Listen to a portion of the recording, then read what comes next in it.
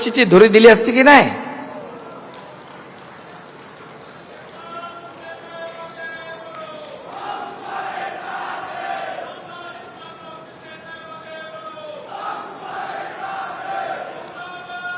हिंदुत्व आणि मराठी माणसाशी विश्वासघात केल्यामुळे आपण पाहताय किती आगतिक झालेत, किती उतावेळ झालेत, किती लाचार झालेत.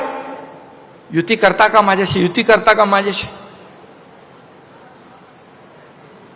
माणसाचे दिवस, माणसाची परिस्थिती कधी बदलेल हे सांगू शकत नाही. परंतु जेव्हा सत्तेमध्ये असतो आपण त्यावेळेस सगळ्याला कसपटा समान समजणारे आज त्यांची काय अवस्था झाली आहे. कशामुळे? बाळासाहेबांचा विचार सोडल्यामुळे, सत्तेचा मोह आणि सत्तेसाठी लाचारी केल्यामुळे ही परिस्थिती झाली आहे. पण मी आपल्याला सांगतो, मगाशी गुलाबराव म्हणाले की आपण एक विचारधारा घेऊन पुढे गेलोय. आपल्या शरीरातला रक्ताचा शेवटचा थेंब असेपर्यंत हिंदुत्वाशी कधी प्रतारणा होणार नाही. हिंदुत्वाशी कधी तडजोड होणार नाही. सत्तेच्या खुर्चीसाठी कधीही तडजोड आम्ही करणार नाही. हे वचन आम्ही जेव्हा सर्वसामान्य लोकांचं सरकार स्थापन केलं त्यावेळेस दिलंय.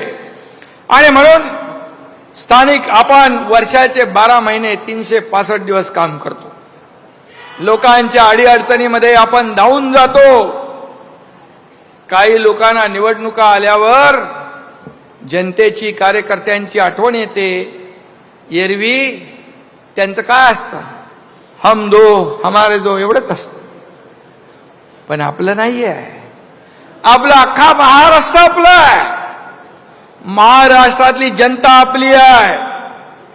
आणि म्हणून आता निवडणुकांचं वारं फिरायला लागल्यावर यांना हिंदुत्व आठवतंय, यांना मराठी माणूस आठवतोय. परंतु ज्यांनी विश्वासघात केला, ज्याने लाचारी केली, ज्याने मतदारांची बेईमानी केली, ते मतदार तुम्हाला या निवडणुकीत सुद्धा वाऱ्यालाही फिरकू देणार नाहीत.